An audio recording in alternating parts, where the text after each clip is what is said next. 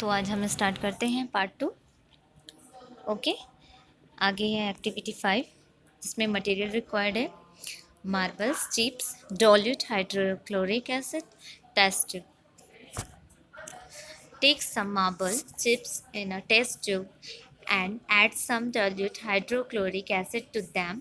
What do you see? A gas comes out of the test tube with effervescence.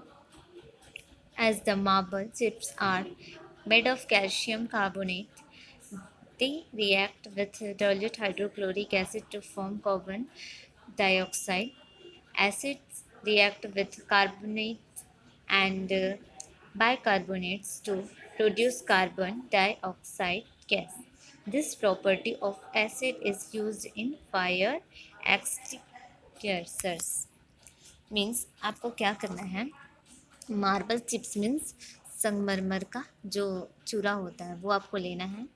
Dilute hydrochloric acid मतलब तनु HCl। Okay, और आपको लेना है test tube.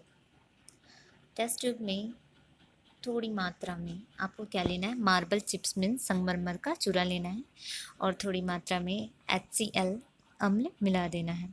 अब आप देखेंगे कि उस टेस्ट ट्यूब में क्या होने लग जाती है, बुदबुदाहट होने लग जाती है, उसमें से बबल्स निकलने चालू हो जाते हैं जिससे कि गैस निकलती है।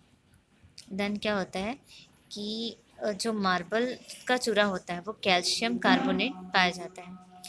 संगमरमर में मीन्स मार्बल चिप्स में क्या होता है, कार्बोनेट के थोड़े अवशेष पाए जाते हैं जो तनु hydrochloric acid means dilute hydrochloric acid के साथ मिलकर कार्बन डाइऑक्साइड गैस उत्पन्न करते हैं मीन्स बनाते हैं। एसिड एसिड के साथ क्रिया करके, धातुओं के साथ क्रिया करके कार्बोनेट और बाइकार्बोनेट के साथ क्रिया कर कार्बन डाइऑक्साइड बनाते हैं मीन्स CO2। एसिड के इस गुण के कारण उनका यूज़ किस में किया जाता है, एक्सटिंग्विशर्स में किया जाता है मीन्स अग्निशामन यंत्र में। ओके, अब है 4.2.1 यूज़ ऑफ एसिड्स। अब हम देखते हैं कि एसिड्स के यूज़ क्या है। फर्स्ट है sulphuric acid is used in making fertilizers like ammonium sulphate and sulphur phosphate in car batteries as battery acid and fire extinguishers. Sulphuric acid means H2SO4 H2SO4 का यूज़ हम किस में करते हैं, फर्टिलाइज़र्स में करते हैं, उर्वरक के रूप में करते हैं। अमोनियम सल्फेट और सुपर फास्फेट कार बैटरी में बैटरी एसिड का यूज़ करते हैं, ठीक है। और अग्निशमन यंत्र मीन्स एक्सटिंग्विशर्स, यहाँ पर पिक्चर दी गई है, इसमें किया जाता है किसका यूज़, अम्ल का मीन्स एसिड का। सेकेंड है hydrochloric acid is used in the purification of salt to clean ceramic utensils and tiles. HCl acid का यूज़ सॉल्ट को मीन्स नमक को प्यूरिफाई करने के लिए किया जाता है, शुद्ध करने के लिए। शुगर मतलब चीनी मिट्टी के बर्तन, चीनी मिट्टी के जो बर्तन होते हैं, सिरेमिक यूटेंसिल्स होते हैं और टाइल्स होते हैं, उनकी सफाई के लिए भी किया जाता है। थर्ड, आप देखे होंगे कि जब टाइल्स लगते रहते हैं, कुछ चीज़ रहती है तो उसमें एसिड से साफ़ किया जाता है। येलो कलर का बॉटल में आता है एसिड, उससे साफ़ किया जाता है। क्यों किया जाता है, क्योंकि उसमें एसिड होता है। थर्ड है nitric acid is used in making fertilizers like ammonium nitrate etc and in cleaning silver and gold ornaments. Nitric acid का यूज़ फर्टिलाइजर्स में करते हैं और अमोनियम नाइट्रेट बनाने में, तथा जो सुनार होते हैं, जो ऑर्नामेंट बनाते हैं सिल्वर या गोल्ड के, वो चांदी और सोने के गहनों को साफ करने के लिए करते हैं, ऑर्नामेंट्स को। ओके, अब है 4.2.2 fire extinguishers. This comprises of a metal cylinder filled with sodium bicarbonate. A glass bottle filled with dilute sulfuric acid is kept inside the cylinder. Bottle has a knob going inside it. In case of fire, the knob is hit on a hard surface. This breaks the glass bottle, enabling the sulfuric acid in the bottle to come in contact with sodium bicarbonate. They react to produce carbon dioxide. This carbon dioxide and the efficiency help to extinguish fire. तो हम देखते हैं कि एक जो cylinder होती है, जो मेटल सिलेंडर होती है, धातु की जो सिलेंडर बनी होती है, देखिए यहाँ पर पिक्चर में दिखाया गया है, उसमें सोडियम बाइकार्बोनेट एवं ग्लास बॉटल में क्या होता है, H2SO4 भरा होता है, मीन्स सल्फ्यूरिक एसिड भरा होता है। देखिए सिलेंडर है, अब उसमें कांच से देखिए जो ब्लू वाला पार्ट है उसमें क्या भरा हुआ है, सल्फ्यूरिक एसिड भरा हुआ है डाइल्यूट में। ठीक है, अब इस बोतल के जो ऊपर में है, देखिए सबसे ऊपर में क्या हुआ है, एक ढक्कन लगा हुआ है, एक घुंडी लगी हुई है, जो पटकने से अंदर वाली कांच की बोतल टूट जाती है। इस घुंडी को पटकने से जो कांच रहती है, कौन कांच, सल्फ्यूरिक एसिड वाली जो कांच होती है वो टूट जाती है, जिससे कि सल्फ्यूरिक एसिड यहाँ से बाहर आता है और सोडियम बाइकार्बोनेट से क्रिया करके, क्योंकि सोडियम बाइकार्बोनेट देखिए नीचे का जो बड़ी बड़ी बोल्ड लाइन में लिखा है, सोडियम बाइकार्बोनेट के साथ जब क्रिया होती है तो कार्बन डाइऑक्साइड बनती है। जब हम लोग इसे जोर से दबाते हैं इस ऊपर वाले पार्ट को, तो ये जो कांच वाली जो बोतल होती है वो टूट जाती है, जिसमें कि सल्फ्यूरिक एसिड भरा होता है और वो सोडियम बाइकार्बोनेट से प्रोसेस करके, क्रिया करके कार्बन डाइऑक्साइड गैस बनाता है, और यही गैस हमारे आग बुझाने के काम आता है। ठीक है, तो ये आपको अच्छे से समझ में आ गया होगा। और यही देखिए, सोडियम बाइकार्बोनेट के साथ सल्फ्यूरिक एसिड का जब रिएक्शन होता है तो सोडियम सल्फेट बनता है, water and carbon dioxide, then carbon dioxide ही आग बुझाने के काम आता है। ओके, तो हम नेक्स्ट देख लेते हैं एल्कलाइज। एल्कलाइज मीन्स होता है क्षार। ओके, क्षारक। The word alkalis has originated from an Arabic word that means ash. क्षार शब्द कहाँ से निकला है, अरबी के एल्कली से, मीन्स ऐश से। Okay, ash has alkaline properties, जिसका अर्थ होता है, ऐश का मतलब क्या होता है, राख। क्या होता है, राख। Put some lime water on your finger, rub them against each other. Do you feel some greasiness? Repeat this activity with soap water, meshes, leaves of China rose, and washing soda. All of this are basic in nature. Water soluble bases are called alkalis. अब देखते हैं आप इसे कैसे test करेंगे। थोड़ी मात्रा में चूने का पानी लीजिए और हाथ में दोनों उंगलियों के बीच रगड़िए। अब आपको क्या महसूस होगा, चिकनाहट महसूस होती है। अब ऐसे ही आप साबुन के पानी के साथ कर सकते हैं, गुड़हल की पेटल्स के साथ कर सकते हैं। और ये सभी पदार्थ किस में आते हैं, क्षार में आते हैं, मीन्स एल्कलाइज मीन्स बेस में आते हैं। ओके, देन इसके लिए हम लोग एक्टिविटी 6 देख लेते हैं। Magnesium ribbon, some source of heat like burning candles, test tube, water, tongues, red and blue litmus. Burn a small piece of magnesium ribbon by holding it with our tongues. Collect the white ash and dissolve it in little water. Touch the solution formed and put some drops of blue and red litmus paper. अब magnesium का, अब हम एक ribbon लेते हैं, मतलब फीता लेते हैं मैग्नीशियम का। अब गर्म करने का साधन मीन्स क्या बोलते हैं उसको, source of heat like burning. चिमटी लेते हैं, चिमटी को क्या बोलते हैं, चिमटी को ही क्या बोलते हैं, टोंग बोलते हैं। क्या बोलते हैं, टोंग। अब ले मैग्नीशियम के जो फीते हैं, मैग्नीशियम का जो रिबन है, उसका एक छोटा सा टुकड़ा लेते हैं, चिमटी से मतलब टोंग से उठाते हैं और उसे जलाते हैं। ओके, अब उस जलाने से सफ़ेद राख निकलती, वाइट ऐश निकलता है। अब इसे जल में थोड़ा मात्रा में मिला लेते हैं और उसे छूते हैं और नीले और लाल मतलब red and blue litmus paper में इसकी कुछ ड्रॉप्स डालते हैं, बूंदे डालते हैं। तो 2 mg मैग्नीशियम प्लस O2, इसका क्या होता है ऑक्सीजन, तो क्या बन जाता है magnesium oxide. Oxide of magnesium dissolved in water to form of magnesium hydroxide. Similarly, oxide of potassium and sodium dissolved in water to form potassium hydroxide KHO and sodium hydroxide NaOH. Repres- sorry, respectively. All these are bases. They are soapy to touch and change the color of red litmus to blue. Generally, oxide of metal are basic in nature. All basic substance are not soluble in water. अब देखते हैं कि जो magnesium के oxide हैं वो पानी में घुल गए हैं और घुल के क्या बना रही है मैग्नीशियम हाइड्रोक्साइड। ऐसे ही हम देखते हैं कि सोडियम और पोटेशियम के जो ऑक्साइड हैं वो वाटर में क्या हो जाते हैं घुल जाते हैं और मिलने के बाद सोडियम हाइड्रोक्साइड और पोटेशियम हाइड्रोक्साइड बनाते हैं। मतलब पानी में घुलने के बाद सोडियम हो चाहे पोटेशियम हो चाहे मैग्नीशियम हो, पानी में घुलने के बाद वो उसके ऑक्साइड बना लेते हैं।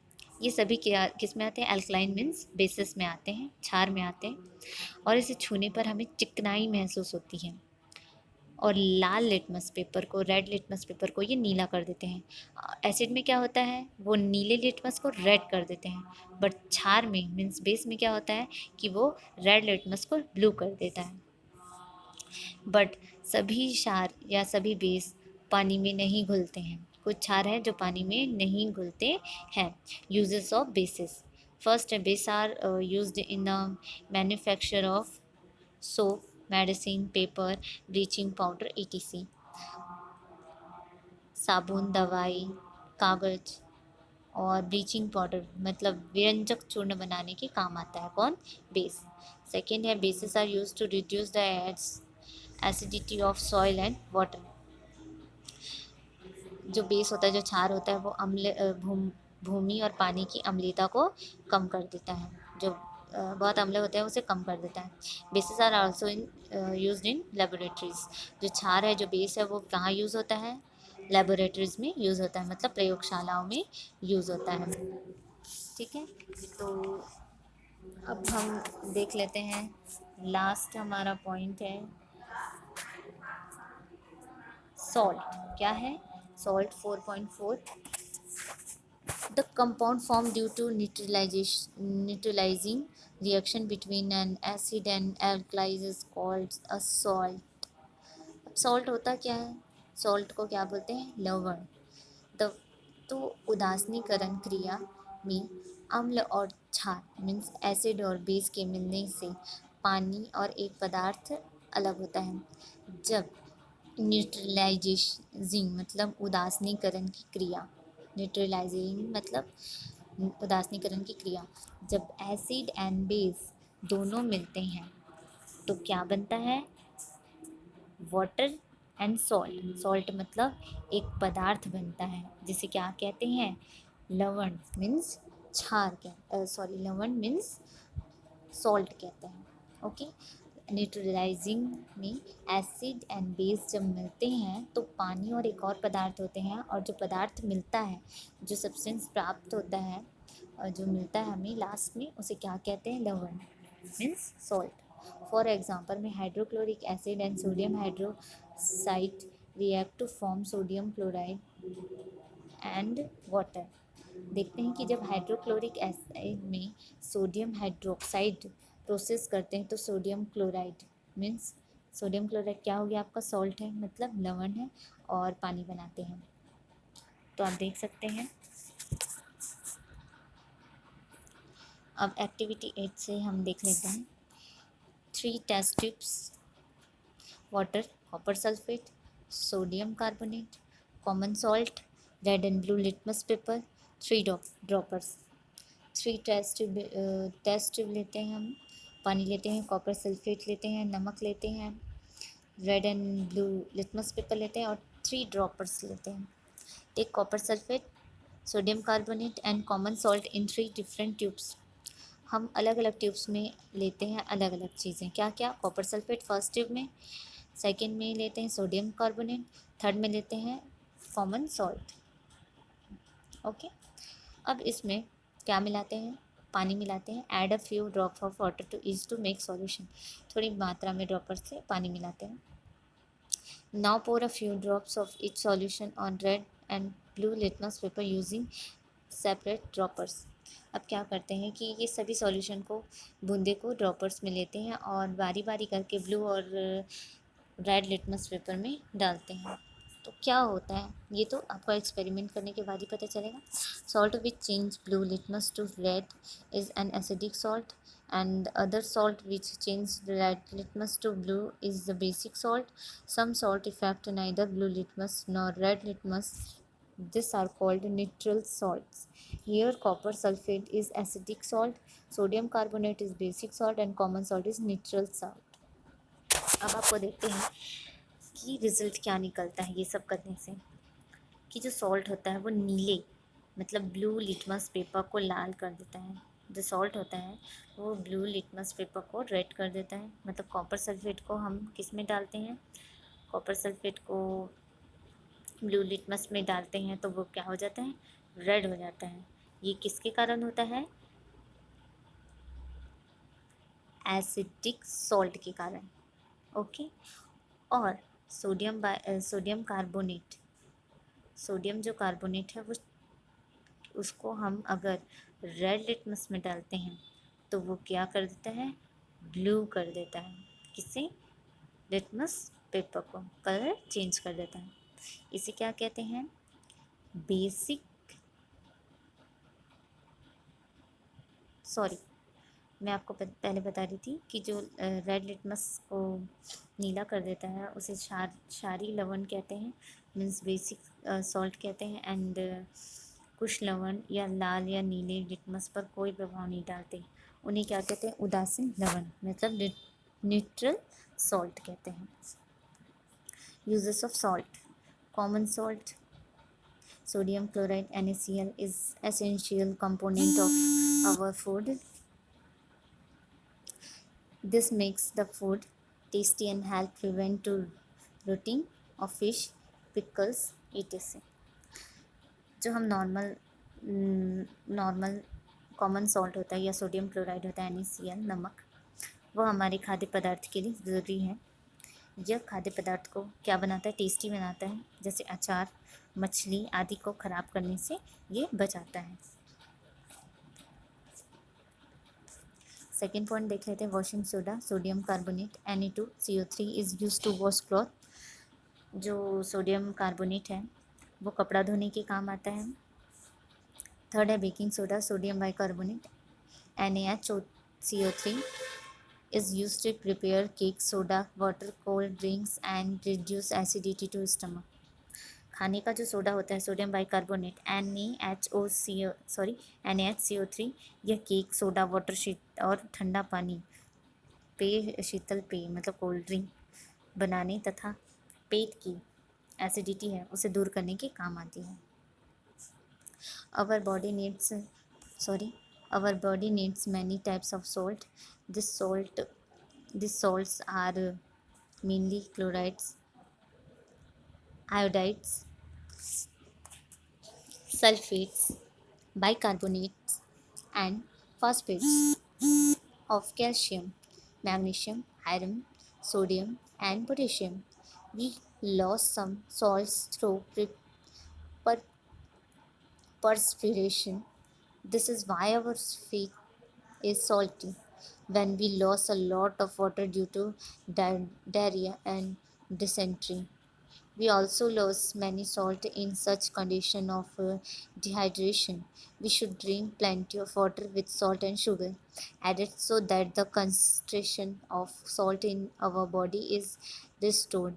With oral dehydration saves children from probable death from diarrhea or dysentery. हमारे शरीर में, हमारी बॉडी में सॉल्ट पाया जाता है, लवण पाए जाते हैं, उसकी ज़रूरी मात्रा होती है। ये अधिकांशतः ये हम नॉर्मली देखा जाता है कि कैल्शियम, मैग्नीशियम, आयरन, सोडियम तथा पोटेशियम के क्लोराइड, आयोडाइड, सल्फेट, बाइकार्बोनेट तथा फास्फेट होते हैं, जो हमारी बॉडी में लवण के रूप में पाए जाते हैं, मीन्स सॉल्ट के रूप में पाए जाते हैं। हमें स्वेट आता है, स्वेट मीन्स होता है पसीना। ये क्या हो जाते हैं, ये सॉल्टी होते हैं। क्यों होते हैं? क्योंकि हमारी बॉडी में क्या होता है, लवण होता है, मीन्स सॉल्ट होता है, और ये जब पसीना है वो हमारे शरीर से जब बाहर निकलता है तो ये नमकीन होते हैं। पता है, पसीना नमकीन होता है, मीन्स स्वेट। जब कभी हमें डायरिया या डिसेंट्री होती है, पेचिश या अतिसार होता है, तो हमारे शरीर में पानी की ज़रूरत अधिक होती है। तब हम पानी के साथ क्या लेते हैं, पानी जब हमारे शरीर से खो देते हैं तो हमारे शरीर से सॉल्ट भी कम हो जाते हैं, मीन्स लवण कम हो जाते हैं। इसे ही डिहाइड्रेशन कहते हैं। ऐसी स्थिति में क्या होता है, हम पानी कैसे पीते हैं? सिंपल पानी नहीं पीते, उसमें हम सॉल्ट और शुगर दोनों मिलाते हैं और उस वाटर को पीते हैं, ठीक है, जिससे कि हमारा जो शरीर है वो डिहाइड्रेशन हो जाता है और हमारी जो बॉडी होती है वो फिर से रिकवर होना चालू कर देती है। ठीक, बच्चों को पेचिश और अतिसार मीन्स डायरिया और डिसेंट्री के कारण उनकी मृत्यु से बचाता है। बच्चों को अगर ये हो जाता है तो बहुत ज़्यादा दिक्कत हो जाती है, क्योंकि इसमें पानी की कमी हो जाती है, मतलब डिहाइड्रेशन होता है। तो जब हम पानी बच्चों को ऐसे देते हैं, ORS घोल के रूप में भी देते हैं, तो ये बहुत ज़रूरी है बॉडी के लिए, ठीक है। तो इसके साथ ही ये चैप्टर आपका कंप्लीट होता है। देन क्वेश्चन फॉर प्रैक्टिस है। अगर आप ये चैप्टर समझे तो ऑब्वियसली ये सारी चीज़ें आपसे बहुत आसानी से बन जाने वाली हैं, ठीक है। तो हो सके तो आप वीडियो देखने के बाद ये सारी जो क्वेश्चंस हैं वो एक बार ज़रूर देखें कि ये हमसे बन रहा है कि नहीं बन रहा है। ओके, ये बहुत ज़रूरी है। जब तक आप चैप्टर अच्छे से नहीं समझेंगे तब तक ये आपसे भी नहीं बनेगा। तुम कम से कम क्वेश्चन नंबर 3 तक आप खुद से कर सकते हैं, चैप्टर से खोज के, बिल्कुल, ठीक है। तो कंप्लीट करते हैं, ये वीडियो यहीं पर फिनिश करते हैं। ओके।